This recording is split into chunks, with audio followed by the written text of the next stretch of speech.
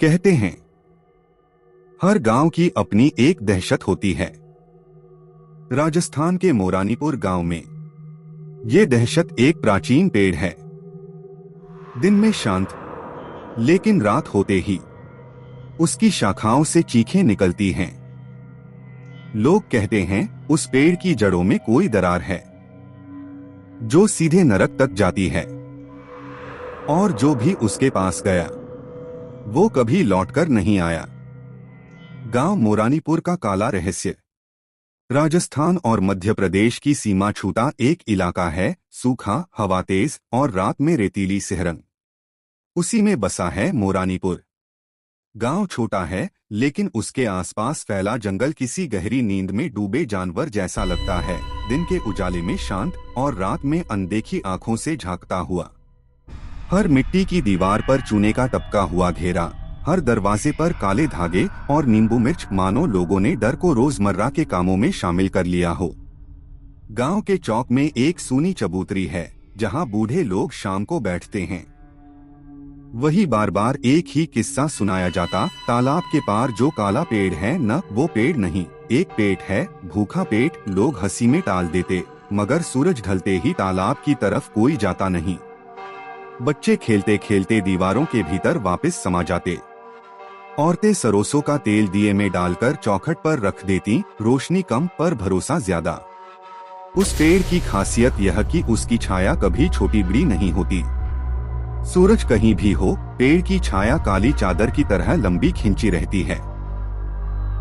तालाब की सतह तक पहुंचकर रुक जाती है, जैसे पानी उससे भी डरता हो। कई बार गडरिया बताते कि रात में पेड़ के पास औरत सी सिसकियां आती हैं, धीमी मगर खाल में कपकपी भर देने वाली। कोई पास गया तो नहीं, जो गया लौटा नहीं। गांव का यह काला रहस्य सालों से चला आ रहा है, और उसके साथ साथ लोगों के भीतर का भय भी। गांव का नाम मोरानीपुर क्यों पड़ा, इस पर भी दो कहानियां हैं। एक में कहा जाता है कि यहाँ कभी मोरों का झुंड उतरता था और खेत में नीलीहरी धारियां छोड़ जाता। दूसरी में बुजुर्ग कहते मोरानी कोई स्त्री थी जो बरसों पहले उस पेड़ की जड़ों में समा गई। इस दूसरी कथा का नाम लेते ही लोग होंठ भींच लेते, क्योंकि पेड़ का नाम मोरानी के नाम से मिलाना खुद अनिष्ट को बुलाने जैसा माना जाता था। दिन चढ़ा तो धूप की धारें खेतों में पसर जाती, रात उतरती तो हवा में रेत के महीन दाने चुभते। मोरानीपुर का डर दिन में बिखरकर हल्का हो जाता और रात में फिर जमा होकर एक ठोस परछाई बन जाता, ठीक उस प्राचीन पेड़ की तरह। बुजुर्ग कहते हैं कि कोई 100 बरस पहले यहाँ एक तांत्रिक आया था, नाम किसी को याद नहीं। साथ में आई थी एक लड़की, सुधा।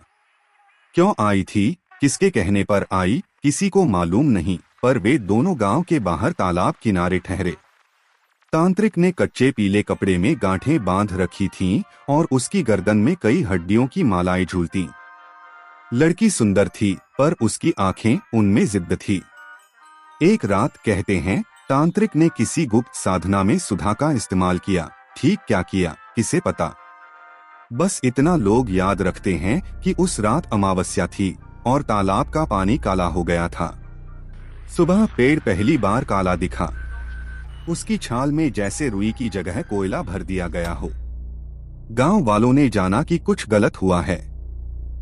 अगले कुछ महीनों में 2 बच्चे गायब हुए, मगर इस बात का कोई सबूत नहीं मिला कि वे पेड़ के पास गए थे। बस अफवाहें थीं और हवा में तैरती सिसकियां। फिर एक रात सुधा की चीख सुनाई दी। ये किसी एक ने नहीं, आधे गांव ने सुनी। दूसरी सुबह तालाब के किनारे उस लड़की का दुपट्टा मिला, फटा हुआ, कीचड़ में लिथड़ा। तांत्रिक गायब, बस एक निशान, पेड़ की जड़ के पास चावल और सिंदूर का घेरा जिसमें काले पंख बिखरे थे। यह कथा यहीं खत्म नहीं हुई। कुछ महीने बीते, औरतें कहने लगीं, रात में कोई मेरे आंगन में खड़ा हमारे नाम फुसफुसाता है। कई ने कहा छत पर कदमों की आहट आती है, जैसे कोई बालों का घूंघट घसीटा जा रहा हो। और फिर कभी कभार दूर से एक आवाज, मुझे मुक्त करो। आवाज में झूठ नहीं होता, मगर लोग उस आवाज के पीछे नहीं गए। वे जानते थे आवाजें बहला ले जाती हैं और फिर उनकी जगह परछाई लौटती है, खाली घरों के भीतर बसने को। उस दिन से उस वृक्ष को चुड़ैल का पेड़ कहा जाने लगा। श्राप क्या है किसी को ठीक न पता, बस यह कि जो इसके पास जाता है उसकी परछाई सबसे पहले खो जाती है। आदमी तब तक जीवित रहता है पर परछाई के बिना, और ऐसे लोगों का अंत बुरा होता है। कहने को यह लोक कथा है पर मोरानीपुर के लोग इसे सच मानकर जीते हैं। हर नए बच्चे को यही पहली सीख दी जाती, छाया को कभी मत खोना। शहर से आया परिवार राकेश, मीरा, अनिका और दादी सावित्री। कहानी अब आज के समय की है। जयपुर से राकेश अपनी पत्नी मीरा, 10 साल की बेटी अनिका और मां दादी सावित्री को लेकर गांव पहुंचा। मकसद थोड़े दिन शांति, खेती किसानी देखना और पुश्तैनी कच्चे घर का मरम्मत। राकेश का बचपन यहीं बीता था पर वह बरसों पहले शहर चला गया। मीरा को गांव का सन्नाटा अच्छा लगा पर रात की हवा में उसे कुछ अजीब सा एहसास होने लगा, जैसे किसी अदृश्य कपड़े की सिलवटें हर चीज पर पड़ी हों। अनिका जिज्ञासु थी, हर कोने में झांकना, हर आवाज के पीछे भागना। दादी सावित्री ने आते ही नीम की डाली पर काला धागा बांधा, दरवाजे पर हल्दी से स्वस्तिक बनाया। अनिका ने पूछा, दादी ये सब क्यों? दादी ने मुस्कुराकर टाल दिया, ये गांव है, यहाँ अपनी रीति है। पहली शाम गांव के चौक पर राकेश पुराने साथियों से मिला। बातों ही बातों में किसी ने पेड़ का जिक्र कर दिया। अरे तालाब के पार जो पेड़ है न, रात में मत जाना। राकेश हंस दिया, तुम लोग अभी भी वही कहानियां सुनाते हो। दादी ने हल्की डांट दी, बात को हंसी में मत उड़ा। कुछ बातें न हंसी सहती हैं न सवाल। रात को सब सोने चले। आंगन में रखे दिए की लौ बिना वजह कांपी, जैसे किसी ने दूर से फूंक मारी हो। मीरा करवट लेकर सोने लगी तो उसे लगा मिट्टी की दीवार पर कोई परछाई खड़ी है। पलक झपकते ही गायब। नींद का धोखा, उसने खुद को समझाया। पर दूर, बहुत दूर से कोई फुसफुसा रहा था, आ मेरे पास आ। पहली मुठभेड़ परछाइयों का खेल। दूसरी रात अनिका को नींद नहीं आई। बाहर से पत्तों की सरसराहट सुनाई दे रही थी पर हवा रुकी हुई थी। उसने खिड़की से झांका, आंगन पार किवाड़ के फाक में जैसे कोई बाल बांधे खड़ी है, धुंधली सी आकृति। अनिका ने मीरा का हाथ दबाया, मम्मी कोई है? मीरा ने आंखें खोली, कुछ नहीं। सो जा सपना, उसने कहा। मगर खिड़की के बाहर मिट्टी पर बहुत हल्के पांवों के निशान बने, जैसे धूल पर किसी ने उंगली से रेखा खींच दी हो। सुबह आंगन में पेड़ों की छाया उलझी पड़ी थी। दादी ने चौखट पर अगरबत्ती जलाई, गंध थोड़ी कड़वी थी, जैसे नीम और राख साथ जल रहे हों। दादी यहाँ कौन आया था? अनिका ने पूछ लिया। दादी की पलकों में एक पुरानी परछाई कांपी पर उन्होंने बस इतना कहा, गांव में रातें अपने आप आती जाती हैं, हम बस भीतर रहते हैं। उस दिन दोपहर में राकेश काम से बाहर गया। मीरा ने घर समेटा। अनिका किसी चित्रकथा में खोई रही। सांझ घिरने लगी तो दूर मंदिर से घंटियां बजी। उसी वक्त तालाब की तरफ से हवा आई, ठंडी नहीं बल्कि जैसे किसी ने मिट्टी की ढेरों परतें उधेड़कर उछाल दी हों। मीरा ने दरवाजा बंद करना चाहा, किवाड़ अटक गया। उसने जोर लगाया, तभी भीतर कहीं से किसी ने धीरे से कहा, मैं अंदर आ जाऊं। मीरा जड़ हो गई। आवाज बच्ची सी थी पर उसमें धातु का खुरदुरापन था। कौन? मीरा ने पूछा। जवाब नहीं, बस छत की बल्लियों में बैठे किसी अनदेखे पंछी ने अपने पंजे सरकाए, कड़क कड़क। मीरा ने दरवाजा झटके से बंद किया। उधर अनिका ने अपनी किताब में पेड़ का चित्र बनाया, काला, बहुत काला। उसने अनजाने में उस पेड़ की जड़ों के पास एक छोटी लड़की भी बना दी, घुटनों में चेहरा छुपाए। उसने खुद चित्र देखकर कांप गई, मैंने ये क्यों बना दिया? लोक कथा, दस्तावेज और गुमशुदगियों का बही खाता। गांव का पटवारी एक बूढ़ा आदमी था, जागीरा। उसके पास पुराने दस्तावेज थे, जमीन की नक्शे, बही खाते और एक पतला सा रजिस्टर जिसमें गुमशुदगियों का हिसाब था। राकेश किसी काम से उसके पास पहुंचा तो उसने शेल्फ से वही पुराना रजिस्टर निकाला। पन्ने खस्ता, स्याही का रंग उड़ा हुआ पर नाम साफ। जागीराम ने कहा, ये देख, लिखे हैं तारीख, नाम और जगह जहां आखिरी बार देखा गया। राकेश ने पन्ने पलटे, कई नाम, ज्यादातर औरतें और बच्चे। आखिरी पन्ने पर 10 साल पहले की तारीख, सुबहानी, उम्र 8, तालाब पार, पेड़ के पास न मिला। राकेश ने माथे का पसीना पोंछा। तुम लोग शहर की पुलिस को क्यों नहीं बुलाते? जागीराम हंसा नहीं, सिर्फ बोला, पुलिस क्या करेगी? पेड़ को हथकड़ी लगाएगी। फिर थोड़ी देर बाद बोला, कहते हैं जो भीतर फंस जाता है उसे बाहर लाने का तरीका है, पर वो तांत्रिक के वश की बात है, और तांत्रिक हर दिन नहीं मिलता। राकेश घर लौटा तो दादी सावित्री खाली आंगन में दूर देख रही थीं। माँ, आप इस पेड़ के बारे में क्या जानती हैं? राकेश ने पूछा। दादी की आंखों में कुछ चमका। जितना जानना चाहिए उससे ज्यादा, पर कभी कभी जानना भी श्राप होता है बेटा। रात को मीरा ने वो रजिस्टर देखा। उसे लगा हर नाम एक चीख जैसा है जो कागज पर अटकी रह गई। उसने अनिका को पास खींच लिया। आज तुम मेरे साथ ही सोगी। अनिका ने हाँ में सिर हिलाया, पर उसकी आंखें खिड़की के बाहर उसी दिशा में अटकी थीं जहां से कालीन सी छाया हर शाम खींचकर आती थी। आचार्य देवनाथ तांत्रिक का आगमन। तीसरी सुबह गांव में एक अजनबी आया। सफेद दाढ़ी, पीली धोती, कंधे पर काला अंगोछा, माथे पर भस्म की 3 धारियां। नाम आचार्य देवनाथ। उसे बुलाया किसने? कोई नहीं जानता। गांव वाले कहते ऐसे लोग तब आते हैं जब उन्हें बुलाया नहीं जाता, और जब बुलाने लगो तब वे कहीं और होते हैं। देवनाथ ने सबसे पहले तालाब को दूर से देखा, फिर पेड़ की दिशा में आंखें टिकाईं। उसने बिना कुछ बोले अपनी आंखें बांध लीं काली पट्टी से, और फिर बांधकर ही आगे चला। लोग चकित, आंखें बांधकर क्यों? दादी सावित्री चौखट पर खड़ी थीं। उन्होंने उसे देखते ही एकदम भीतर से नमस्ते की। देवनाथ ने पट्टी हटाकर उन्हें देखा, जैसे किसी पुराने पन्ने को पलटा हो। उसने धीमे से कहा, इतने साल हो गए सावित्री, तुम अभी भी अपनी गलती का बोझ उठाए हो? राकेश और मीरा हतप्रभ। दादी के होंठ सूख गए। आप मुझे जानते हैं? देवनाथ बोले, गलती को कौन नहीं जानता, और कुछ गलतियां पेड़ बनकर सामने खड़ी हो जाती हैं। रात हुई। देवनाथ ने आंगन में कुंड बनवाया, माटी गीली करके गोबरुपलों से घेरा बनाया। उसने काले धागे, शंख की धूल, लाल चावल और नीम की सूखी पत्तियां मांगी। फिर बोला, मैं यज्ञ का आरंभ नहीं कर रहा, मैं दिशा देख रहा हूँ। पेड़ की जड़ कहाँ है? वह जड़ किस पर टिकी है? ये सब पहले जानना होगा। वह बैठा, आंखें बंद की, और होठों से मंद स्वर में मंत्र निकले। हवा भारी हो गई, जैसे कोई दबी हुई चीख धरती के भीतर से ऊपर चढ़ रही हो। दिए की लौ अजीब तरह झिलमिलाई, सीधी नहीं बल्कि एक तरफ झुकी, ठीक तालाब की दिशा में। देवनाथ ने आंखें खोली। जड़ सिर्फ जमीन के नीचे नहीं, एक स्मृति के भीतर भी है।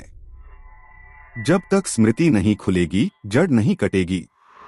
दादी ने कांपती आवाज में पूछा, किसकी स्मृति? देवनाथ ने उनकी ओर देखा, तुम्हारी। अमावस्या से पहले की चेतावनी। देवनाथ ने कहा, अमावस्या 2 रात बाद है। अगर उससे पहले काम पूरा नहीं हुआ तो पेड़ की भूख बढ़ेगी।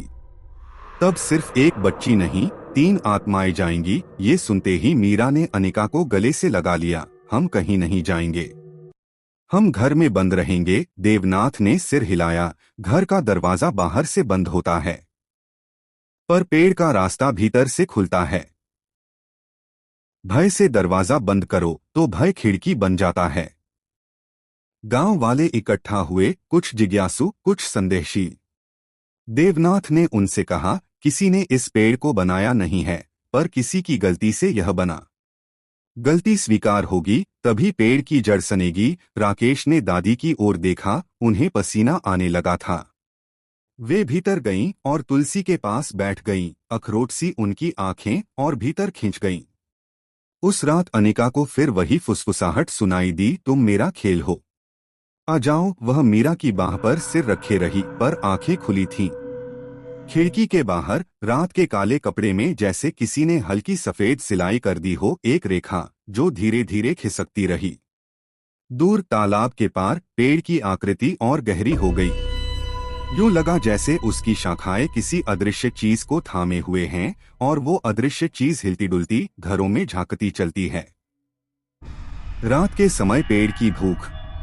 अगली रात आधी, जब गांव की सांसें भी धीमी हो जाती, देवनाथ अकेला तालाब के किनारे पहुंचा। उसने फिर आंखों पर पट्टी बांधी और बिना डरे पेड़ की तरफ बढ़ गया। आश्चर्य, उसके कदम डगमगाए नहीं। वह हर पत्थर, हर घास की नोक से सटीक होकर गुजरा। पेड़ के पास पहुंचते ही उसने अपने पैरों के पास एक छोटी सी घंटी रखी और फुसफुसाया, तुम दिख नहीं रहे पर सुन रहे हो। मैं भी नहीं देख रहा पर सुन रहा हूँ। दिखना जरूरी नहीं, जानना जरूरी है। हवा में एक खुरदरी हंसी कांपी, न औरत की न मर्द की, जैसे किसी ने सूखी छाल रगड़ दी हो। पेड़ की पत्तियां बिना हवा हिले हिलने लगी। देवनाथ ने पीली मिट्टी की पुड़िया खोली और चुटकी भर भस्म उंगलियों में रगड़ी। उसने एक वक्र मुद्रा में हाथ जोड़े, अंगूठे और कनिष्ठा को मिलाकर शेष उंगलियां सीधी। तुम्हारी जड़ कहाँ है? उसने धीमे से कहा। पेड़ की छाया अचानक लंबी हुई और तालाब में झुक गई। पानी में तरंगे उठीं पर कोई आवाज नहीं। देवनाथ ने सुन लिया, यहाँ जड़ नहीं, दरार है। दरार स्मृति की। उधर उसी समय राकेश के घर में अनिका उठ बैठी। उसे लगा कोई उसके पैरों को सहला रहा है, माँ की तरह, पर हाथ ठंडे, असामान्य। उसने कंबल सर तक खींच लिया। मीरा ने नींद में करवट बदली, सो जाओ, मैं हूँ, पर वह स्पर्श माँ का नहीं था। कंबल के भीतर से किसी ने धीरे से कहा, तुम मेरा खेल हो। अनिका ने चीखना चाहा, पर आवाज गले में अटक गई। उसने खुद को उठाया और जैसे किसी अदृश्य धागे से खींचती हुई खिड़की तक चली गई। किवाड़ अपने आप थोड़ी सी खुली, ठक। बाहर तालाब की तरफ से काली हवा आई, कड़वी गंध वाली। अनिका ने एक कदम बाहर रखा, तभी दादी की आवाज आई, जहाँ छाया न बदले वहाँ मत जाना। यह वाक्य जादू की तरह लगा। अनिका रुकी, खिड़की धीरे से बंद हो गई। भीतर कहीं घंटी बजी, देवनाथ की रखी हुई घंटी, तालाब के पार। पेड़ की जड़ों में फंसी परछाइयां। सुबह देवनाथ लौटे तो आंखों पर पट्टी वैसी ही थी। उन्होंने पट्टी उतारी, आंखें लाल थीं, जैसे पूरी रात रेत पर रगड़ी गई हो। उन्होंने कहा, जड़ तालाब के नीचे है, पर जड़ नहीं, एक दरार। जो भी इसमें गिरता है, बाहर की दुनिया में उसकी परछाई रह जाती है और भीतर उसकी आवाज। पेड़ उन आवाजों से अपना पेट भरता है। राकेश ने पूछा, तो क्या हमें तालाब में उतरना होगा? देवनाथ बोले, उतरना नहीं, गिनना होगा, कितनी आवाजें हैं। हर आवाज एक स्मृति का लोथड़ा है, जिसे स्वीकार करके बाहर खींचना होगा। लेकिन ये काम अकेला तंत्र नहीं कर सकता। जिसकी स्मृति ने यह दरार खोली, उसकी कबूलियत जरूरी है। सबकी निगाहें दादी सावित्री पर गईं। वे चुप रहीं। उनके हाथ बिना वजह कांपते रहे। मीरा ने धीरे से उनका हाथ दबाया। माँ, अगर आप कुछ जानती हैं तो कह दीजिए। बात जितनी पुरानी है उतनी ही भारी हो गई है। दादी ने धीरे धीरे कहना शुरू किया, बहुत पुरानी बात है। मेरी शादी के पहले की। मैं 17-18 की थी। तब गांव में एक मेले में आई थी वही लड़की सुधा। वो अपनी माँ के साथ आई थी, पर उसकी आंखों में कुछ अलग था। मुझे वो अपनी तरफ खींचती थी। उस रात हम सब तालाब पर गए थे, गानाब जाना था। रात गहराई और मैं सुधा के साथ पेड़ के पास चली गई। वह बोली, चल, डरते हैं क्या? मैं बोली, नहीं, हमने अपनी परछाइयां देखने का खेल खेला पानी में। उसने कहा, अगर कोई अपनी परछाई का नाम ले और उसे पुकारे तो परछाई अलग हो जाती है। मैंने हंसकर अपना नाम फुसफुसाया। उस रात पानी में मेरी परछाई अलग हुई। थोड़ी देर को हम दोनों डर गए। मैंने भागकर अपने घर की चौखट पकड़ी, पर सुधा वापस नहीं आई। दादी की आवाज टूट गई। शायद वही दरार खुली थी उस रात। मेरी गलती थी। खेल खेल में देवनाथ ने गहरी सांस ली। यही स्मृति है, यही जड़। सुधा की आत्मा उसी दरार में अटकी और पेड़ उसकी भूख से काला होता गया। अब परछाइयां निकालने का एक ही तरीका है। जिनकी वजह से दरार बनी वे स्वीकार करके अपनी परछाई की गूंज वापस बुलाएं। सावित्री, तुम्हें अपना नाम फिर उसी तरह कहना होगा, पर इस बार रक्षावृत के भीतर। देवनाथ ने कहा, आज रात पहला चक्र है। हम घर में नहीं, तालाब के किनारे काम करेंगे। 5 निषेध हैं। कोई नाम ऊंची आवाज में नहीं लेना, कोई रोशनी सीधे पेड़ पर नहीं डालना, किसी भी फुसफुसाहट का जवाब नहीं देना, रक्षावृत से बाहर पाँव नहीं रखना, और अंतिम, अपने डर को झूठ न बोलना। उन्होंने मिट्टी, भस्म और चावल से एक रक्षावृत बनाया, गोल, जिसमें 4 दिशाओं पर नीम की पत्तियों के छोटे छोटे ढेर, बीच में छोटा कुंड। दादी सावित्री को उत्तर दिशा में बैठना था, मीरा को पश्चिम में, राकेश दक्षिण में, अनिका पूर्व में और देवनाथ बीच में, क्योंकि परिवार की परछाई 4 कोनों से टिकती है। एक भी कोना ढीला हुआ तो वृत्त फिसल जाएगा। रात आई। गांव ने अपने दरवाजे भीतर से बंद कर लिए, पर इस बार एक दरवाजा खुला, तालाब का। हवा भारी नहीं बल्कि घनी लग रही थी, जैसे किसी ने उसे गूंथकर एक ठोस कपड़ा बना दिया हो। पेड़ शांत खड़ा था, पर उसकी छाया पानी पर लहर रही थी। यह असामान्य था, बिना हवा के, बिना हलचल के, सिर्फ पानी पर लहराती छाया। देवनाथ ने मंत्र शुरू किया, धीमे गहरे। ओ नमः कालिकाय, ओ क्षाक्षीक्षु। फिर उन्होंने दादी से कहा, अपने नाम को उसी तरह फुसफुसाओ जैसे तब फुसफुसाया था, पर इस बार वृत्त के भीतर रहकर। और डर को मत छुपाना, डर को सच सच कहना। दादी की आवाज थरथराई सा। सावित्री पानी में तरंग उठी, बहुत हल्की। पेड़ की पत्तियों में खनक हुई, जैसे कांच पर नाखून रगड़े गए हों। फिर से देवनाथ बोले। सावित्री, इस बार पानी में एक दर्पण सा गोला उभरा। गोले के भीतर एक लड़की का चेहरा, कम उम्र, आंखों में जिद्द। सुधा। दादी के होंठ कांपे। मैं तुम्हें छोड़ आई थी। गोला कांपा, चेहरा अस्पष्ट हुआ और फिर स्पष्ट। किसी ने बहुत धीरे से कहा, तुम मुझे नहीं छोड़ी थी, तुम अपनी छाया को छोड़ आई थी। मैं तो वहीं रह गई। वृत्त हिला पूर्व दिशा में, जहां अनिका बैठी थी। उसका दिल तेज धड़कने लगा। उसने अपने कानों में वही आवाज सुनी, तुम मेरा खेल हो, पर उसने निषेध याद रखा, जवाब नहीं देना। उसने अपनी आंखें नीची कर ली, वृत्त की लाइन पर। चावल के दाने जैसे हिलकर फिर टिक गए। देवनाथ ने पहला चक्र शुरू किया, वायुचक्र। इसमें हवा को साक्षी बनाया जाता है, हवा जो आवाजें उठाती और बिखेरती है। हवा से कहो, तुम्हारे भीतर जो नाम फंसे हैं उन्हें छोड़ दो। उन्होंने शंख को हल्का सा फूका, गूंज बहुत दूर तक गई, जैसे पेड़ के पत्तों के पीछे तक। हवा थोड़ी नम हुई, तालाब की बूंदें उड़कर गालों पर पड़ी। तभी पेड़ की जड़ के पास काली मिट्टी उफनी, जैसे किसी ने भीतर से धक्का दिया हो। मिट्टी में दरार पड़ी और एक काली उंगली सी छाया बाहर आई, धीमे धीमे रेंगती हुई वृत्त की ओर। अनिका की सांस रुक गई, पर उसने आंखें नीची रखीं। दादी ने धीमे से मंत्र दोहराया, ऊहरी उकलीन। मीरा ने दोनों हाथों की उंगलियां जोड़ी, नाखून चुभे, दर्द हुआ, पर वृत्त न टूटा। देवनाथ ने काली छाया पर भस्म फेंकी, वो सिहर कर पीछे हट गई, फिर मिट्टी में समा गई एक फुफकार के साथ। पहली टक्कर टल गई, पर पेड़ जाग गया था। उसकी शाखाएं धीरे धीरे ऊपर नीचे हुई, जैसे कोई ब्रीदिंग, लंबी, थकी हुई, भूखी। पहले चक्र के बाद देवनाथ ने कहा, अब हम पेड़ के भीतर उतरेंगे, पर शरीर से नहीं। तुम सब अपनी आंखें बंद करो और उसी गोले को देखो पानी में। गोले के भीतर एक कोठरी है, लकड़ी की, पर दीवारें मिट्टी की। उसी में आवाजें कैद हैं। जो आवाज सबसे आगे आएगी उसे नाम देना होगा और फिर धागा बांधकर बाहर खींचना होगा। सबने आंखें बंद की। थोड़ी देर बाद मीरा ने देखा, भीतर की आंख से एक संकरी कोठरी, जैसे गांव के पुराने अनाज घर, पर भीतर हवा नहीं, सिर्फ गूंज।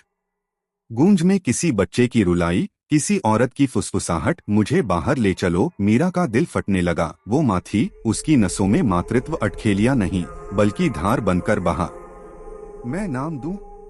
उसने भीतर ही भीतर पूछा। देवनाथ की आवाज आई, जो सुनती हो उसे नाम दो, पर झूठा नहीं, जो नाम उभरे उसी को। मीरा ने जैसे किसी धुंध पर हाथ फेरा। एक नाम उभरा, सुभानी, वही नाम जो रजिस्टर के आखिरी पन्ने पर था।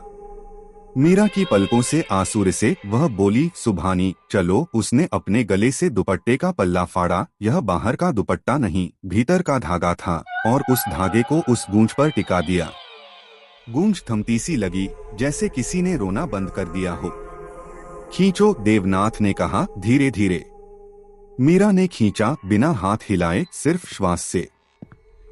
और तभी कुंड की लौ ने एक फड़फड़ाहट की, जैसे किसी ने भीतर से हवा दी हो।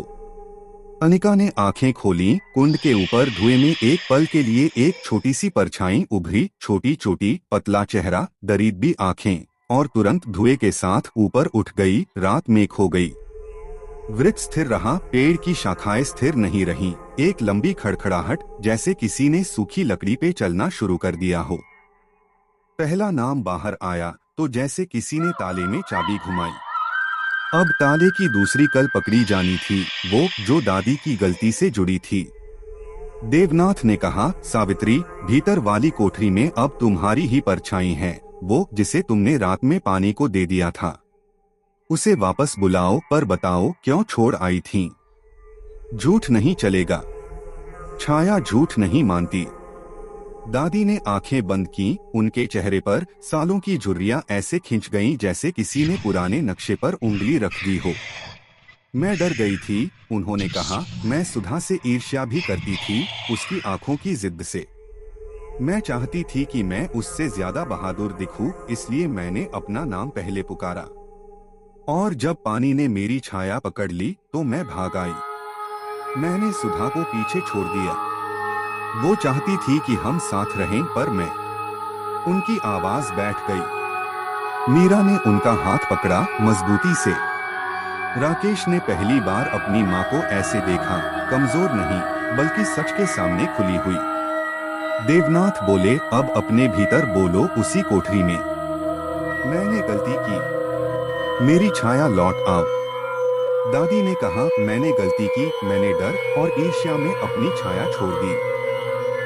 मेरी छाया लौट आओ, यह कहते ही उनके गाल भीग गए। कुंड में लौ लंबी हुई, जैसे किसी ने भीतर से एक रेखा खींच दी हो। पेड़ की छाया एक पल को सिमटी, फिर फैल गई, पर इस बार उसकी चाल धीमी थी, जैसे कोई थक गया हो। देवनाथ ने गांव से पुराने तांबे का कटोरा, 5 कौड़ियां और मिट्टी से बने 2 छोटे दीप मांगे। उसने इन्हें एक खास क्रम में रखा। उत्तर में कटोरा, उसके अंदर पानी, कटोरे के किनारे 5 कौड़ियां अर्धचंद्र की तरह, और दीप एक कटोरे के बाएं, एक दाएं। यह नया यंत्र है, परछाई बंधन यंत्र। इसमें जो नाम बंधेगा वह बाहर आएगा, पर जो झूठ बांधोगे वह तुम्हें बांध लेगा। उसने अपनी हथेली पर भस्म लगाया और अपने माथे पर 3 रेखाएं। मेरा व्रत भी टूटा है, वह अचानक बोला। सब चौंके। बरसों पहले मैंने भी एक साधना में अधैर्य किया। अधैर्य भी लालच है। उसी की सजा है कि मुझे आंखें बांधकर चलना पड़ता है, ताकि मैं जो देखना चाहता हूँ उसके बदले जो सुनना चाहिए उसे सुनूं। आज यदि यह काम पूरा हो जाएगा तो मेरा व्रत पूरा होगा। उसने कटोरे में पानी घुमाया, दाएं से बाएं। पानी में छोटे छोटे गोले बने, जैसे किसी ने 5 पतली सुइयां डाल दी हों। जो नाम पुकारोगे 3 बार वो बाहर आएगा, पर बीच में फुसफुसाहटें होंगी, उनका जवाब मत देना, वरना परछाई तुमसे पहले उठ खड़ी होगी। दूसरे चक्र की रात। देवनाथ ने कहा, अब वृक्ष के भीतर के वृक्ष से मुठभेड़ है। रक्त पीपल से यह वह परत होती है जहाँ पेड़ की भूख खून की तरह घट बढ़ती है, कभी तेज कभी धीमी। यहाँ लोग डर से गिरते हैं और हमें डर को काटना है। वृत्त के भीतर सब बैठे। कटोरे में पानी स्थिर था।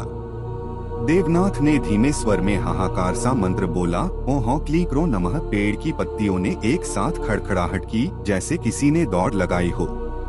तालाब की सतह पर काले गोले उभरे धब्बे जो धीरे धीरे फैलते गए।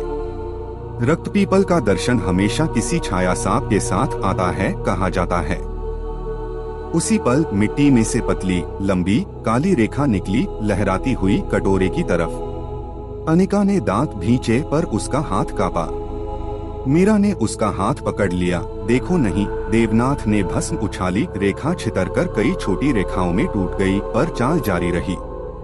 देवनाथ ने एक नई मुद्रा बनाई, दोनों हथेलियों को पीठ की तरफ मोड़कर, अंगूठों से कलाई थामकर। यह मुद्रा गर्दन के नीचे ठहरती है, भय का बांध। उसने कहा, भय को बांधो, भय तुम्हें नहीं बांध पाएगा। यह कहते ही कटोरे के पानी में एक नाम उभरा, जैसे धुंध पर लिखावट, सुधा। सबका दिल एक साथ दहला।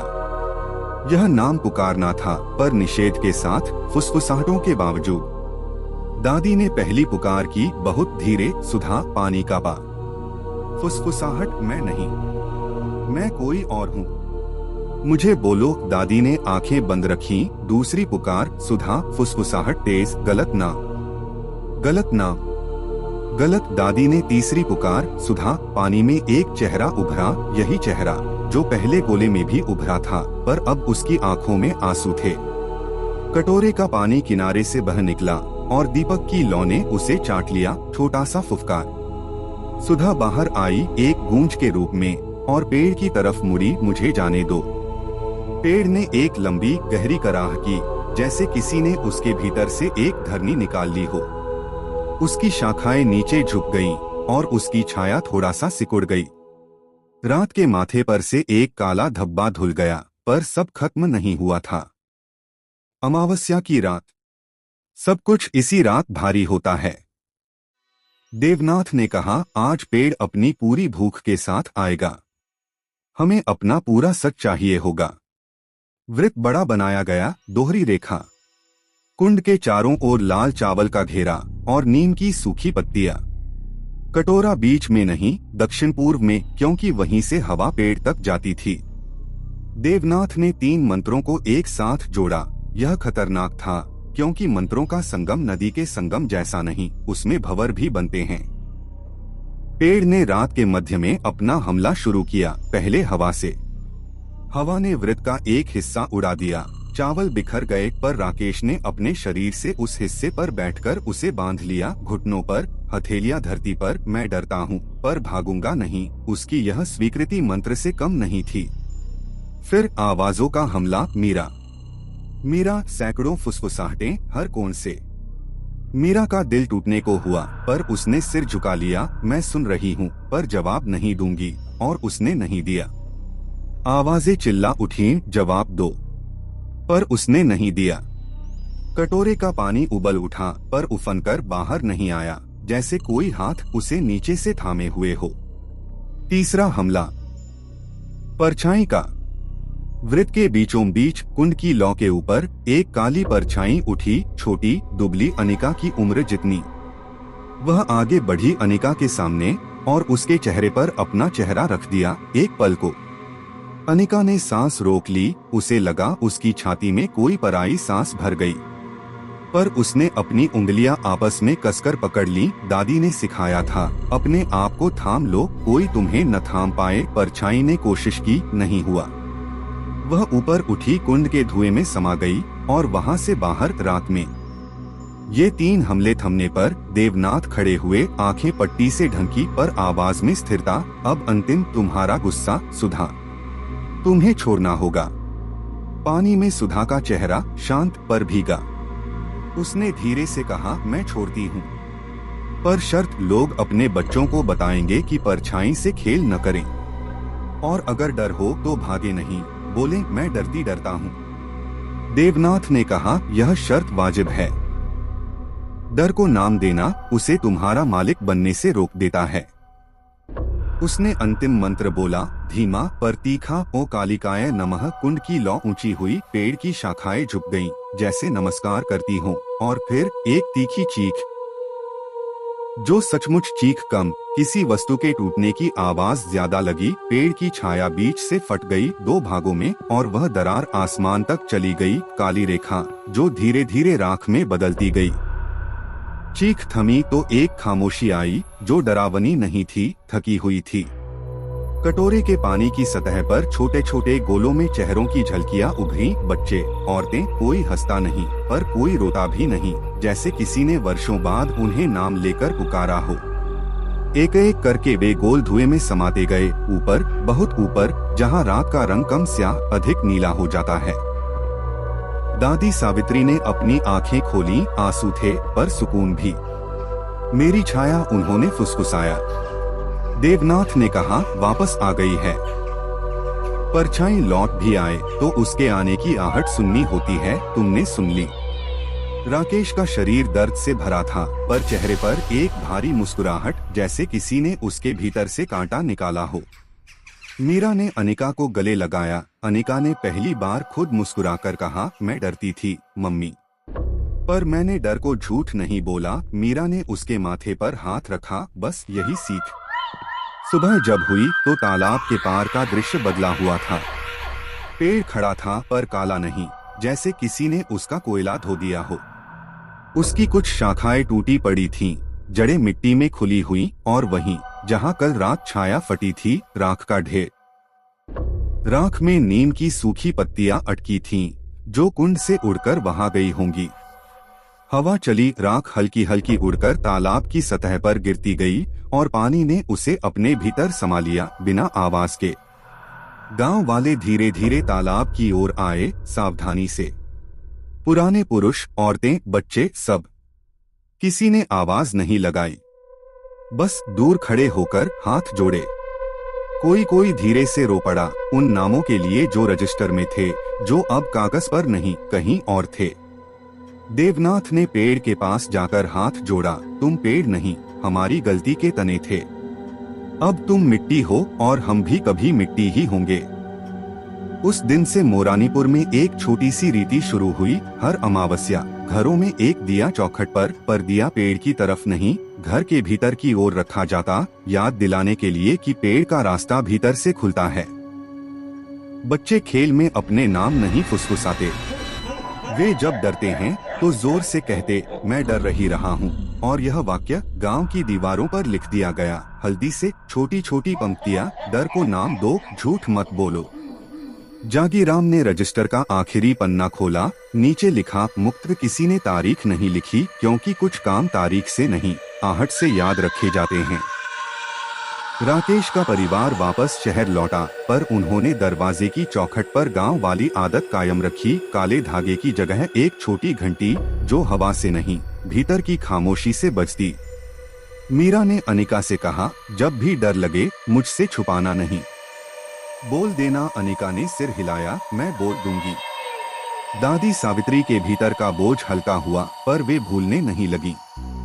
उन्होंने अपनी गलती को कहानी बना दिया और हर पोते पोती को सुनाया, परछाई से खेल मत खेलो, और अगर कभी भागना पड़े तो पहले बोलो, मैं डर गई हूँ। वे जानती थीं, गलती से भी पेड़ उगते हैं और सच से भी पेड़ कटते हैं। आचार्य देवनाथ अगले दिन बिना बताए चले गए, जैसे आए थे वैसे। किसी ने पूछा नहीं, क्योंकि वे जानते थे, ऐसे लोग जब अपना काम पूरा कर लेते हैं तो वे आकाश में घुल जाते हैं, धुएं की तरह, जो दिया बुझने के बाद थोड़ी देर तक कसमसाता है और फिर हवा में मिल जाता है। कभी कभी बहुत देर रात को तालाब की तरफ से एक बहुत हल्की सी हंसी आती है, बच्ची की नहीं, औरत की भी नहीं, किसी की जो मुक्त है। वह हंसी डराती नहीं, याद दिलाती है। और अगर आप कभी मोरानीपुर जाएं और तालाब के पार देखें तो वहां एक साधारण सा पेड़ मिलेगा, न काला न डरावना, पर उसकी छाया अब सामान्य नियम मानती है, सूरज के साथ छोटी बड़ी होती है, तालाब पर जाकर रुक जाती है। और वहीं घास में आपको नीम की सूखी पत्तियां मिलेंगी, जैसे कोई पुरानी कहानी अपनी आखिरी पंक्तियां तह में रखकर चली गई हो। तो दोस्तों, ये था मोरानीपुर के उस प्राचीन भूतिया पेड़ का राज। कहते हैं, आज भी अमावस्या की रात को तालाब के किनारे से वही चीखें सुनाई देती हैं। क्या आप कभी उस पेड़ के पास जाने की हिम्मत करेंगे? अगर हाँ, तो सोच लीजिए, आपकी परछाई लौटेगी या नहीं, कोई नहीं जानता। अगर कहानी ने आपकी रूह तक हिला दी है, तो जल्दी से वीडियो को लाइक कर दीजिए। अपनी राय कमेंट में जरूर लिखिए और अगली खतरनाक भूतिया कहानी के लिए सब्सक्राइब करना मत भूलिए, क्योंकि अगली बार हो सकता है कहानी आपके ही गांव की हो।